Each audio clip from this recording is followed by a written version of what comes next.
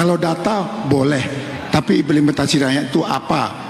Yang selama ini Bapak tidak pernah berikan karena tidak ada perda yang Bapak buat. Itu jawaban saya. Tunggu saja kami jadi gubernur dan wakil gubernur, semuanya akan kita baik-baik saja menyelesaikannya. Terima kasih.